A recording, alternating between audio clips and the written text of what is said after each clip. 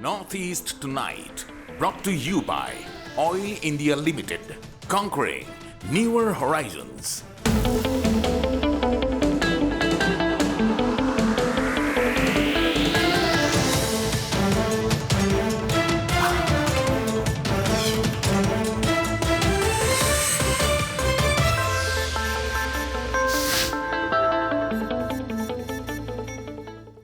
Hello and welcome to Northeast Tonight, the show that decodes the region. One nation, one election. Well, this is an idea Prime Minister Narendra Modi wants our country to revert back to. This was the norm till 1967. But following the sacking or dissolution of some state assemblies in 1968 and 1969 and that of the Lok Sabha in 1970, elections to state assemblies and the Lok Sabha are being held separately. Now, all throughout the year, the country is on an election mode. This adversely affects governance because the ruling party at the center and the states are engaged in winning elections. Besides, separate polls to state assemblies and parliament incurs a huge cost to the exchequer. And to top it all, the acrimony between the ruling party and the opposition creates narratives that retards development and ultimately brings a bad taste to the democratic tradition. Can we really have simultaneous elections to the Lok Sabha and the state assemblies across the nation? That is the big question. The Law Commission has applied its mind on the possibility and said in a 2018 report that 5 constitutional recommendations will be necessary to get the idea off the ground. Those against the idea say national and state issues are different and simultaneous polls will affect the judgment of voters. Well, to discuss the subject, I am joined from Guwahati by veteran political leader and former Chief Minister, Mr. Tarun Gogoi. Former MP Mr. Kirip Chalia is with me from New Delhi. From Agartala, I am joined by political activist and the Maharaja of Tripura, Mr. Pradyut Deb Burman. I also have with me in the studios Mr. Swapnanil Barua, political analyst, and from Arunachal, capital Itanagar, I am joined by Arunachal NPP leader Mr. Jarpum Gamlin. Gentlemen, welcome to the program. I am going straight to you, Mr. Tarun Gogoi. Mr. Gogoi, first question is very simple. Are you in favor of simultaneous Lok Sabha and state assembly elections in our country? Because this was the usual practice until 1967. Mr. Gogoi. You see, today it is not possible because all the elections were held separately. Yes, till 71 also, then even 77 also. Not 77, till at least 71, I still remember, because that was the time I first contested. Right. That time throughout the country, 67 of the votes, the Lok Sabha and these state elections were held together. After that, is in different times. Because of the advance of this Lok Sabha election from 72 to 71, so as a result of which, so most of the time both elections were held separately. So now to hold the elections simultaneously, so some state has to sacrifice. I don't think that any state will sacrifice. All right, Mr. Gogoi, I'm coming back to you. We are having a largely political panel today, except for Mr. Swapnanil Barua with me in the studios. Let me take this to political and social activist and a royal scion of Tripura, Mr. Pradyut Deb Burman. Mr. Pradyut Deb Burman, of course, viewers, was until recently the Congress president in Tripura. He has, of course, bid adieu to the Congress party and now is an independent political and social activist. Mr. Pradyut Deb Burman, same question goes to you that I asked Mr. Gogoi. Are you in favor of simultaneous Lok Sabha and state assembly elections in our country, and is it feasible today? Well, to be very honest, I think we spend far too much money in elections, and I do believe that we should have 2 phases for assembly elections and for the Lok Sabha elections. I don't think they should be held simultaneously. But I do believe that the assembly elections across India should be held simultaneously, maybe after a gap of 2 years, and Lok Sabha before the 2 years. So that way the expenditure and expenditure on the elections are reduced, but also it does not create a wave where national parties who are winning the Lok Sabha election also take away the assembly system, because it affects the federalism. So there has to be a balanced approach. There may be 2 phases, one for assembly elections simultaneously and one for Lok Sabha. Very interesting opening views from Mr. Tarun Gogoi and Mr. Pradyut Debbarman. Let me go straight to New Delhi. Mr. Kirib Chalia, a vocal political leader from Assam, a firebrand MP earlier when he was in parliament. Mr.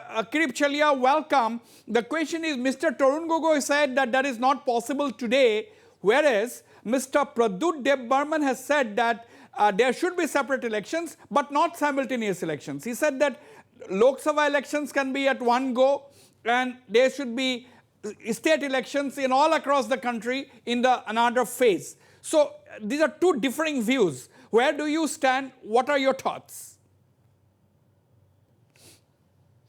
No, these are not 2 different views. I think what Tarunda is saying, I think he has hit the nail when he says that this is not feasible under the circumstances. And what Pradyut is saying is also that also has certain very strong reasons in its favor, because polls at the interval of every few months or so in different states keeps the governance in a lot of stress, and prevents the development process and the government's functioning. But the point is not only of governance, unfortunately, in this context, not only of governance and expenditure. The more importantly, a democracy evolves. And as you pointed out, from in the earlier phases up to 67 or 68, I think the elections were holding simultaneously. But 67. You must remember, at that time, Indian democracy was in its nascent stage. It was, you can say, the growing process of Indian democracy. Now, India is partly unitary, but in spirit it is federal. Now, we have to be very sure, and we have to be very cautious to ensure that the federal spirit of the Constitution remains. I mean, states must have its own independent line of existence, and it cannot be at the subservient, or it must not appear to be just an extension of the national politics. Now, national politics are fought on national issues, and state issues have got their state priorities. More importantly, state assemblies, they are an entity by its own. Now, a majority in a state assembly, if the majority is compromised somehow or other, and no alternate governance is possible, then what?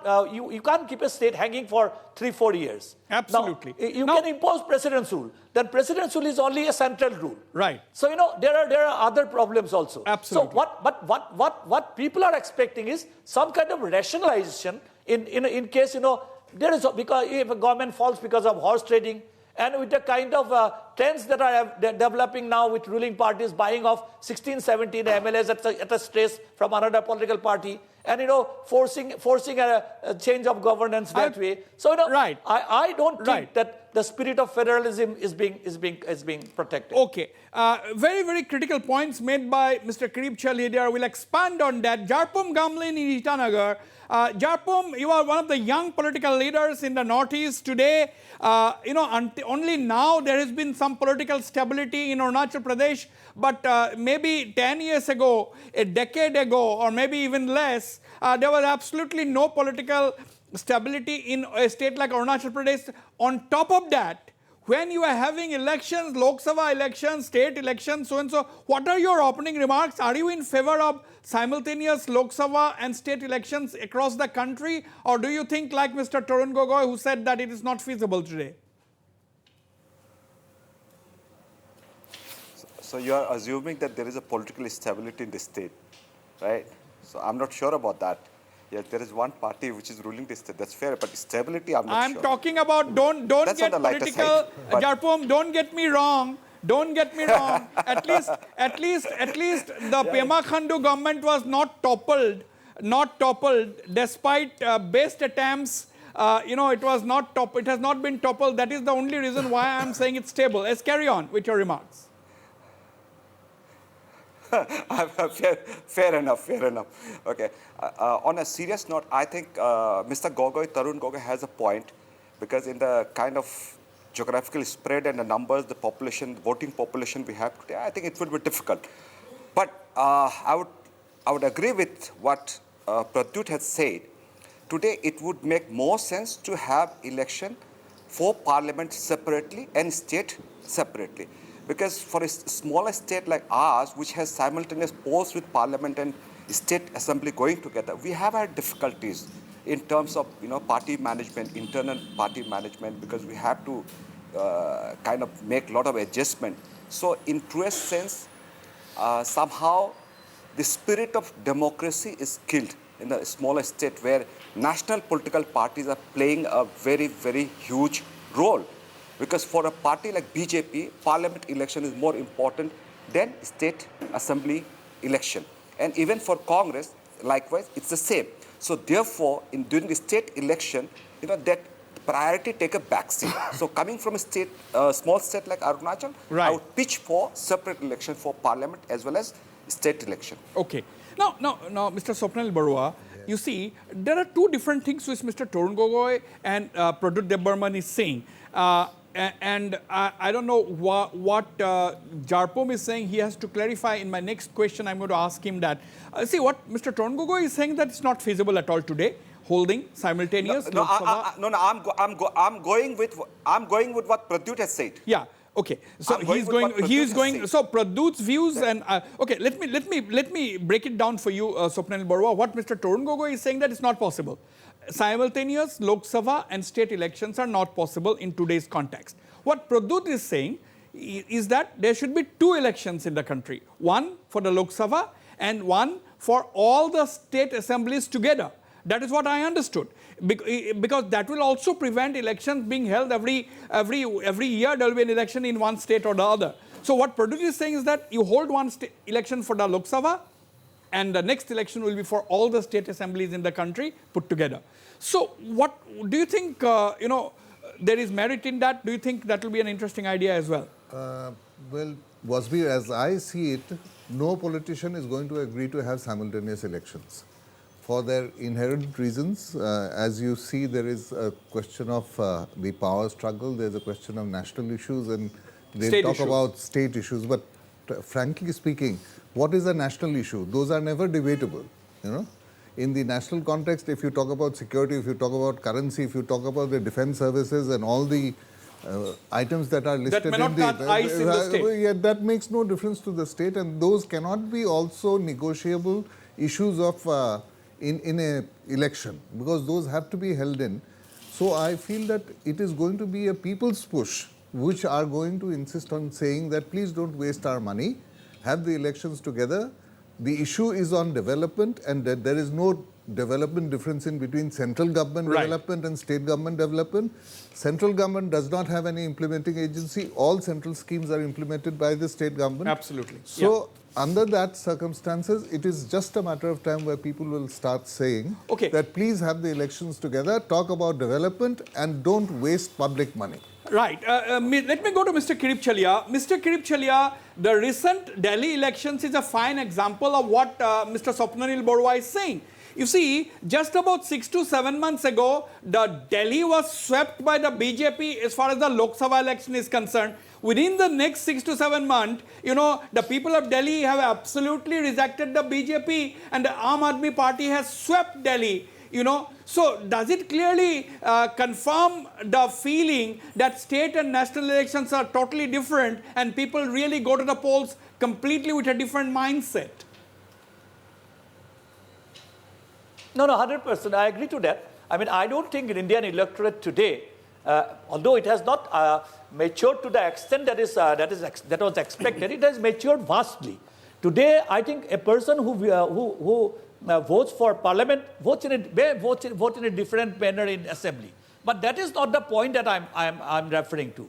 I think what has to be the core issues here is whether parliament and assembly elections should be held simultaneously, or whether it should be held within a particular frame of particular time gap or within certain within time frame, or what should it be? Like, you know, I don't think in the first place that we should express too much of anxiety on holding of election and its cost, because, you know, after all, if somebody says that, look, by holding this election, so much of crores of rupees are lost, and so, you know, let us get away with the elections. Money is not the only thing. And, you know, let us concentrate on Delhi. That cannot be. That cannot be. That cannot be, because that will negate democracy. Yes, Kirip Chalia, money is not the only thing. Governance was matter. Governance takes a hit, you know. Yeah. The country is all the time on an election mode. No, let me tell you. Again, money should not be, expenditure should not be interpreted as some kind of obstacle for good governance or bad governance. Nobody's talking about. That is what I'm saying. I'm not talking about money right now. I'm talking about governance. If you insist. If you insist that a fundamental... No. What about governance? What about governance? That had referred, saying that governance, listen, governance must not only be good, and it must also be clean. So, it must be truly representative. That is why an election is the most fundamental yardstick to have in democracy. Okay. There may be the manifesto fantastic developments in a non-democratic government. I don't accept that. Right. Let me bring in Mr. But you know, I think you must find I think you must find a middle way. I mean, you should give a middle term. Okay, you must have a term. I will ask you what is the middle way little later. Hold your thoughts. I'll ask you what is the middle way little later. Hold your thoughts for now. Mr. Tarun Gogoi, you know, when our country is on an election mode all throughout the year, you know, don't you agree that this affects governance? Besides creating acrimony between the ruling party and opposition, Lok Sabha election, acrimonious scenes between the ruling party and opposition, then you settle down. Within a year and a half, you have an important state election where the Prime Minister comes, state ruling party comes, other ruling top leaders comes, and again attacks the ruling party in the state, which may or may not belong to the same party as the center, and the cycle goes on. What do you think, Mr. Gogoi? You see, that's because of the situation demands now. It is because the situation, the way the elections were held in India in different times, is to come back to the... It's very difficult. How can you... Which state will agree? Supposing any state's elections were held just here, for example, the Delhi, so that election just is completed. Yeah. Will they agree to reduce 1 year? Or some state have to 2 years, some years 4 years. So it is not a possible. For a country like India, I don't think it is possible to have a simultaneous election. Yes, otherwise we would have been happy also. But situation doesn't permit to hold a simultaneous election. Pradyut Debarman, do you agree? Do you have a same view as Mr. Tarun Gogoi? Do you have a contrary view? What is your thoughts on that? See, the continuous election process and the acrimony not only creates divide between political parties, it also polarizes the people. I think in the last 5-6 years, we have done more for Pakistan's tourism by saying go to Pakistan than we have done for India's tourism. And that happens because we have seen that polarization helps political parties, all political parties in fact. So my view is that if we can space out the assembly elections and the Lok Sabha elections, it would actually help in curbing expenditure, and it will also result in more governance. People are not asking about jobs, they're not asking about employment, they're not asking about infrastructure. They're just talking about your religion, they're talking about Shaheen Bagh, they're talking about us versus them. And this is a very, this is a very vitiated atmosphere. I think it hurts the overall sentiment in the country. Okay. So acrimony, Jarpum, you are a politician as well. You know what acrimony means. You know how to attack your opposition. Although you have just left the BJP, you are so acrimonious towards the BJP. already. And, so you means, I'm not telling you in particular. I'm talking about the political class. Do you think this helps the nation, this helps the states? If we have single elections, don't you think at least for larger part of the 4 years, out of the 5-year term, we can talk about governance and not talk about winning and losing elections?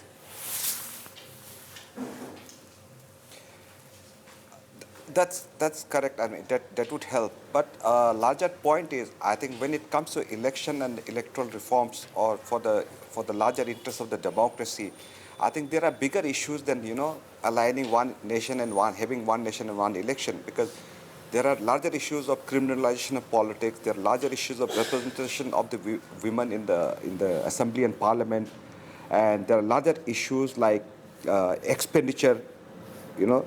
So those involvement of the another issue that has come up is the role of the electoral bonds. There are other issues that we need to look at to reform the democratic institution of the country and to ensure that we have a vibrant democracy. So therefore, jumping on to like I always said, the chronology of our of reforming the election process, I think we need to get it right. Like last time also when one of the debates I talked about NRC and Citizenship Amendment Act. Yes. There also I think we got the chronology wrong. So here also I feel that priority has been set wrong. So we need to look at the decriminalization as a bigger issues. We need to look at the women's representation as a larger issues. So this can make the democracy more vibrant than having one election and for one nation.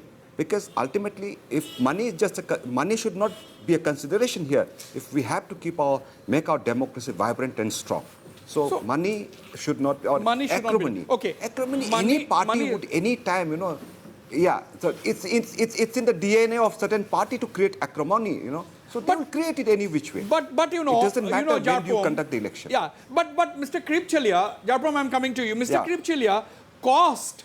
What about funds? Yes. Huge cost. Cost to the party. Do you think at some point it will force the political parties to actually back the idea of one election? Because this money are mostly coming to the political parties by way of donations. It leads to corruption. We have spoken about a 20,000 cap, but this is easier only for the record. I don't think any political party in India today can run the show by getting an individual donation of 20,000 rupees. What about the corporate donation? Nobody knows the extent of money that is coming in. But if there's a crackdown, if there is less corruption in this country, then the political parties will, of course, have the resources. They will face a resource crunch. So in that kind of a situation, don't you think political parties will prefer a single election? Say, before I get into the issues, I must take this opportunity to welcome the younger Gemling. It's nice to see him here, and I must say that he has been arguing very well. My congratulations to him. Now, his father was a better debater, of course, but then he is also doing well. But now, what you said about the funds and corruption, that is a different issue. Do you mean to say that corruption occurs only because of election? I don't agree to that. I don't subscribe to that. But isn't that one of the main reasons? But isn't that the main reason? In our way of life. Kirpchalia, you have to answer this question. Hang on a minute. And let me come in. Yes. Let me come in. Yes. How much money does an MP, in an MP candidate has to spend money in crores? 5 crores. 3 to 5. Anything between 5 to 7 crores. You'll be surprised to know. Let me tell you, Wasbir, that also varies from state to state, areas to areas. I'll tell you, in places like the Northeast, in Assam, it varies. Can I assert and say that in Mizoram, you don't spend that kind of money because the society is vibrant. In Bengal, the expenditure is not like that. But say in Andhra, in Mumbai, the expenditure is hell of a lot. So, it varies from place to place. And corruption is a phenomena that has its roots not only in election, very quickly, Jarpom, you are saying something. So Jarpom, only on the basis of election. Hang on, Mr. Kripchalia. Jarpom, you are saying something, Jarpom? Come on. Yeah, please. I was chipping in saying that, in a place like Arunachal Pradesh, the MP would have to spend minimum 50 to 100 crores. 100 crores, that is an admission. Oh my God. Because you are a man on the ground. Absolutely. You are a man on the ground. I think I'm sure you are making a responsible statement. Absolutely, I'm making a responsible statement. You see, I'm talking about as recent 100 crores, the election cost what's is going very on? high. Yes, it's possible. It is possible. In Arunachal and Nagaland, the election cost is very high. But now gradually it's creeping into Meghalaya also. But at least in three assembly constituencies, each candidate spends. That is not the debate. Swapnil Barua, I have to go for a break. I have to go. I'm coming back to you. Even more. I'm coming back to you, Krip Chalia, all my panelists. Swapnil Barua, 30 seconds before I go for a break. One thing, these issues that we're talking about, if we have a simultaneous election, is that my experience, or as we have seen as children, is that, the parliamentary election gets absolutely eroded when there are simultaneous elections. It's the local issues which dominate the topic, the atmosphere, or the debates that happen among the political parties. And at one time it was such as, if I am not mistaken, that, people virtually forgot who was the MP whom they have elected.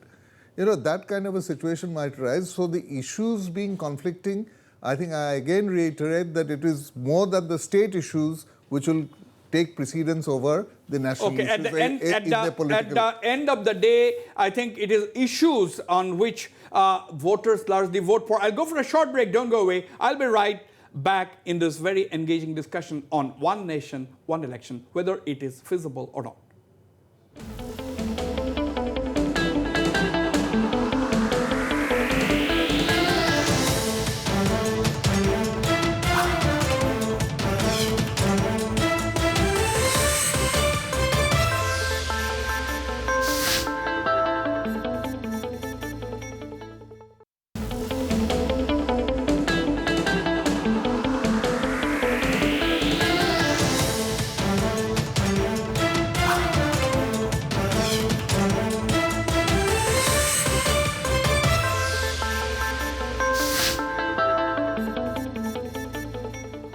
All right, welcome back. Mr. Tarun Gogoi, I'm going straight to Mr. Tarun Gogoi. Mr. Gogoi, we have been discussing about issues because it's issues on the basis of which people generally vote. Of course, there are other considerations. Who knows it better than you? Those who oppose this idea say national and state elections are totally different and therefore simultaneous elections will affect a judgment of voters. So this is one view. Do you subscribe to this view, or do you have other things to say on this? That's also true. Then the federalism also. So we want the state subjects should get priority. For Assam issue is a different, Bengal issue is a different. Right. It's a good thing that state elections are holding separately. So states are getting focus. What is India? India is nothing but consisting of states, and every state has a different problem. And we want all the states should progress, all states should focus, so that the country from the center, they will get the due share or the due benefits from the center also. True, very true, very true. Let me take the same question to Pradyut Debbarman. Pradyut, issues.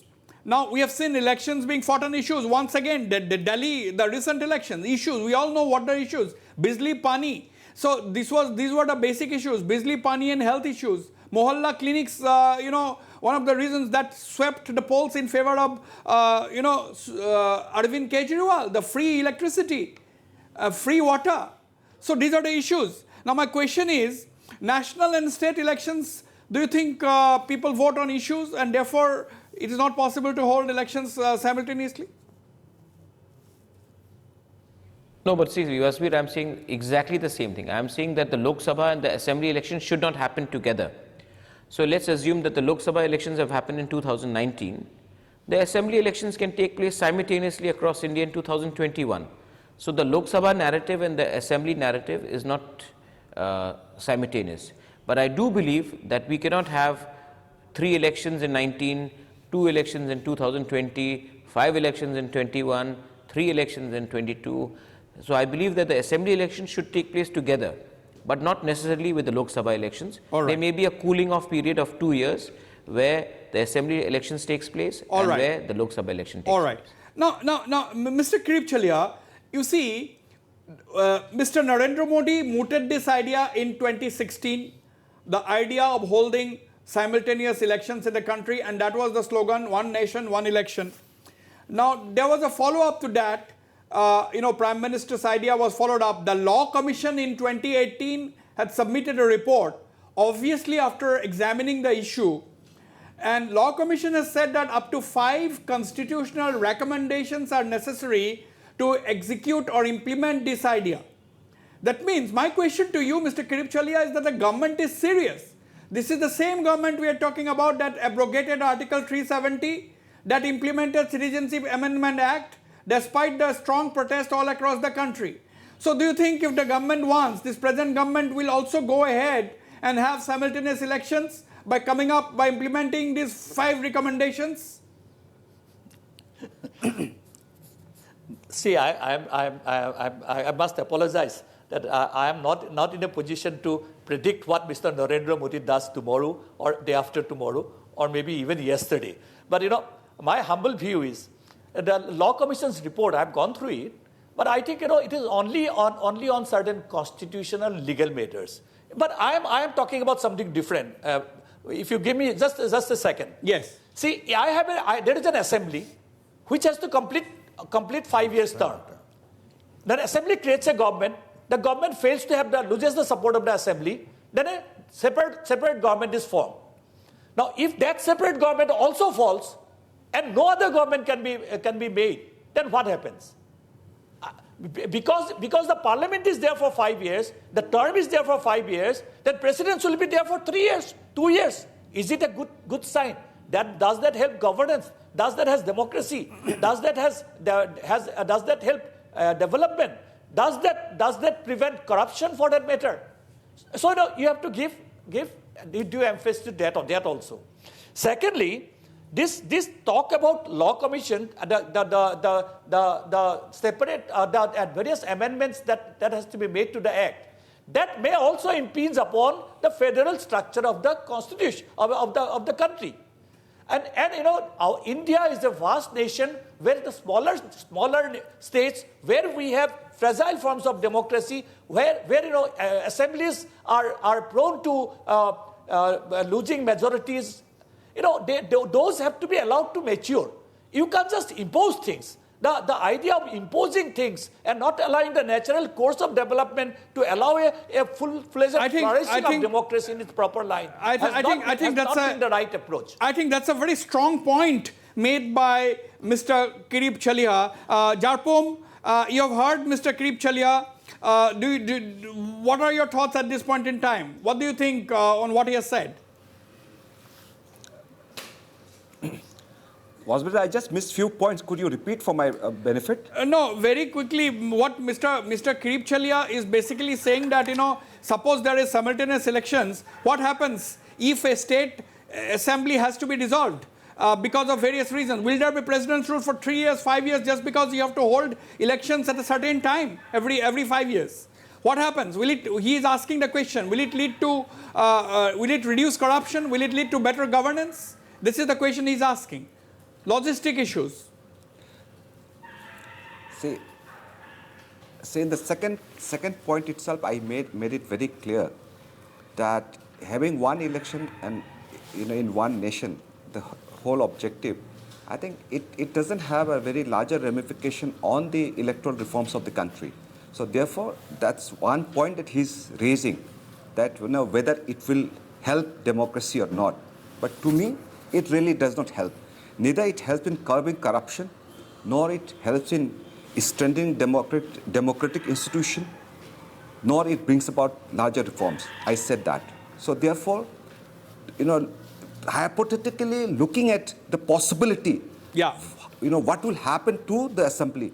So ultimately, if it is dissolved, then again you will have to reconduct. Again you will have to retime it with the rest of the country.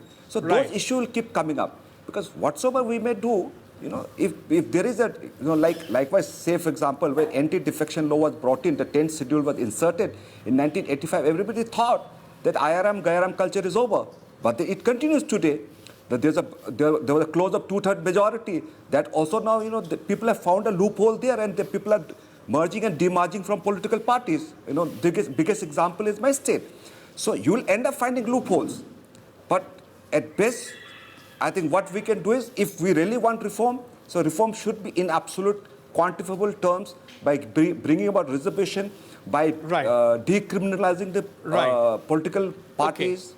Let me, I think should be given priority. Absolutely. Let me go to Mr. Pradyut Burman. Mr. Pradyut Burman, Prime Minister seems to be quite serious in going ahead with this idea, and therefore, the 2018 Law Commission report, where they said that 5 constitutional recommendations will be necessary to take this idea forward, and Mr. Kirip Chalia and Jarpum Gamlin are saying that this is not going to either help governance or reduce corruption. What are your thoughts? Well, the government seems to be serious in a lot of things. I hope the government shows the same seriousness in ensuring there are jobs. I hope they show the same seriousness in ensuring there's development, and in also presenting a budget which actually affects the whole of the country. I think we are talking on issues which are no longer relevant. We are talking on issues which are just diversionary tactics. Of course, I believe that the assembly elections and Lok Sabha elections should be two simple process, but they need not be simultaneous. That's why I'm saying let's have assembly elections in 2021 and let's have Lok Sabha elections like we've had in 19. But there should be a gap for 2 years between the state elections and the Lok Sabha elections. So quite that clear. way, the people of India will have a better option of making quite clear there, Pradyut Burman sticking to his... yes, can I make a point here? Yeah. I mean, one thing is there that the 2 separate elections, again, another development which we can see is that the regrowth of the state leadership. If you have separate elections, what is happening now is that we have something called the star campaigner, and everything seems to be controlled by the high command.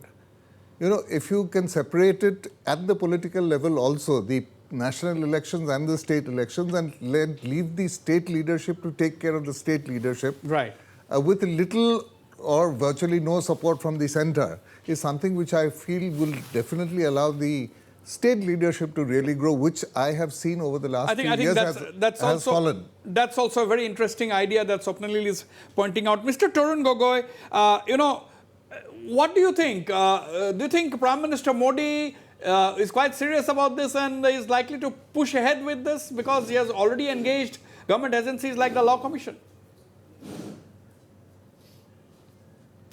You see, recommendation is a different thing, but practicality, I am talking about the practicality. You see, that recommendation, yes. Everybody, Election Commission recommends, somebody recommends, is a different things, but about the practicality, you see, because then you cannot impose president rule also. If the states also commit mistakes, then if there are some states violate even the provision of the constitution, will you not dismiss, or will then you must delete the imposition of the president rule? Okay, I mean, now Kirip Chalia, we are talking about huge public expenditure. We are raising questions on governance. That means, at some point of time, people were even debating. People even went to the extent of debating whether presidential system of government in India can be thought about. Others rejected this idea, saying, "No, what the hell are you talking about? India is one of the biggest democracies in the world, and how dare you talk about presidential form of government?" Now, the MPs and MLAs, they arrive at a consensus only when they have to increase their salary, and they cannot arrive at a consensus on anything concerning the nation. Kirip Chalia. No, I would not go into any superficial condemnation of rules of MPs and MLAs. No, I'm not condemning. Because of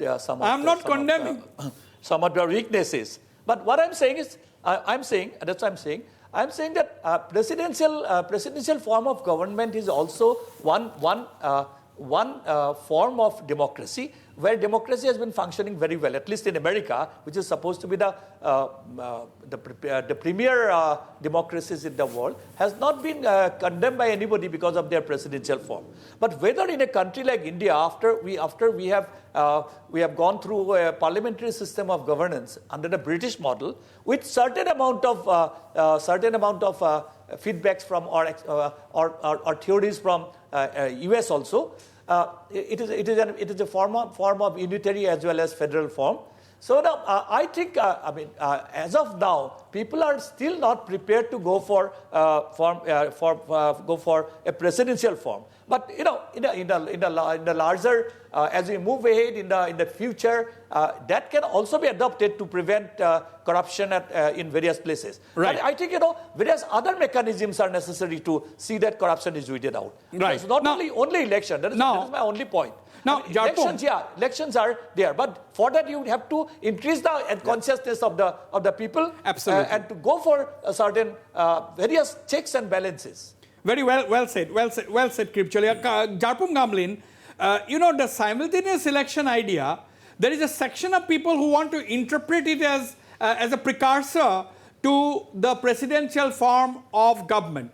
It will be a presidential style election where everybody will depend on a national leader. The focus, whatever party is in the fray, they will project a prime ministerial candidate, and the election will center around the policies and programs, and there will be kind of a similar kind of a focus both in the national level as well as the state level. And many are dismissing this idea, saying that in a country like India, where they have absolutely diverse local issues, this is not going to work at all.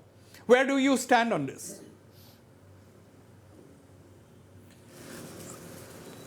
That's precisely the reason why I went ahead with what Pradyut had suggested, to have two different elections, one for the state assembly election simultaneously across the country, and one for the parliament separately across the country. Right. Because the issues of the state is always different from issues that concern the nation.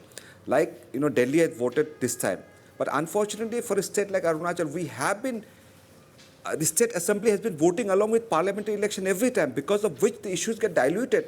And like the scholar, the academician who's in the studio has said earlier, I also made the point that when we have simultaneous election, the larger national political parties like Congress and the BJP, the central leadership tend to decide, what will happen in the state politics. And, so therefore, the role of the state leadership also take a back seat, where leaderships are not allowed to group. Yes. Leadership are not allowed to make decisions. Right. So therefore, I still suggest that if at all there has to be one nation, one election, which is not possible, and which I don't subscribe to. I believe there should be two elections in the country for parliament. Two elections in the country. Okay, let me quickly go to Mr. Tarun Gogoi. But Mr. Gogoi, saving money is also important, because development may get a mega boost with the crores and crores of money, because a national election can cost anything up to 50,000 crore rupees. This was some estimates emerging last election. So what is the money factor, Mr. Gogoi? It's easy. Public money can be same also by not spending in wasteful expenditure also, just like a film festivals and many other festivals, for spending even the big rally for what you call Trump. Why you are spending so much of money? Crores of maybe how many crores we don't know. What's the point? Some money, yes, you do expenditure. And these are wasteful expenditure. You are prepared to expend wasteful expenditures, but for the nation interest, for the state interest, you are reluctant to spend the money. Money factor, Pradyut Debbarman, saving money and using it for development purpose instead of using it on elections. Pradyut. I think the politicians spend far too much money on campaigning and doing self-prachar for themselves, rather than actually talking about development. I mean, I go to Assam and I only see posters of politicians and not good roads. I only see posters of what is their agenda, Swachh Bharat ho, Jal Abhiyan ho, PMGSY ho, lekin I don't see people getting jobs. So I believe that there's a time has come where people, like if you see the Delhi model, Delhi people did actually vote for development and not for religion, not for caste, not for diversionary political gains. So I think time has come where people should also realize that your religion is something you can't do anything much about. Correct. You can't do much about your language, but what you can do something about is development. All right, all right. Now, I'm running short of time. My final question to you, Mr. Tarun Gogoi, before I come to the other panelists. Do you think there can be a consensus among political parties on the issue of a single election? What do you think? There will be no consensus. There will be no consensus. There will be no consensus, and according to me, it will go in amount to a president's type of election. We don't want in India a president type of election. We want that every state should get priority. Okay, Mr. Pradip Debbarman, consensus, likely or unlikely? Where is there consensus in this country? The consensus only happens in this country, in the parliament, when MPs sit down together and decide to raise their salary from 50,000 to 2 lakhs. The consensus only happens when MPs decide to go to a foreign trip together. Consensus never happens for the betterment of this country. So you will obviously have acrimony.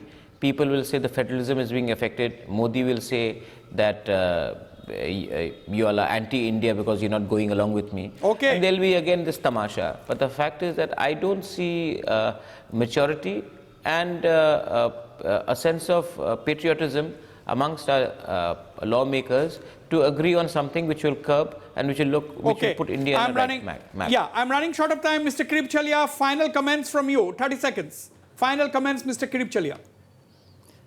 See, repetitive elections are necessarily a huge headache in terms of expenditure, and some ways should be found to avoid that. But then, one nation, one election should not lead to tomorrow one leader, one dictator, one nation. One nation, one religion. One nation, one language. Then there'll be chaos, Wasbir. There'll be chaos. Okay, Jarpum Gamlin, final comments, 20 seconds. Final comments. I'm running short of time. So, so diversity is the hallmark of this country, and diversity should be kept. And so, therefore, going for a unilateral election, going for a single leadership, presidential type of leadership, I think that's not done for the country like India, where you have all 6-7 communities, 6-7 religions are there, 100,000 different tribes are there. So therefore, I would still suggest that we have the present electoral system. And insofar as the cost that you have been talking about, I think there's too little a price to pay for the vibrant democracy that we have in this country, and we should keep it alive. Okay. Subramanian Barua, very quickly. 10 seconds. Well, my feeling is that the voters will decide the future course of action, whether to have 1, 2, or 3. We seem to have forgotten the panchayat and local body elections in our discussion because it costs the same. Virtually the same voters, the same process has to be gone through. So voters will finally decide. Political parties are never going to give up their turf, but it will be people's pressure which will decide the future course of People will decide at the end of the day. People are king, voters are king. We are one nation, diverse people, bound together by the idea of India. But whether we are one nation which can have one election, that's a contentious issue, as this debate in the panel has just proved. Viewers, thanks for watching the show, and thank all my panelists for participating in this engaging discussion. Good night and goodbye.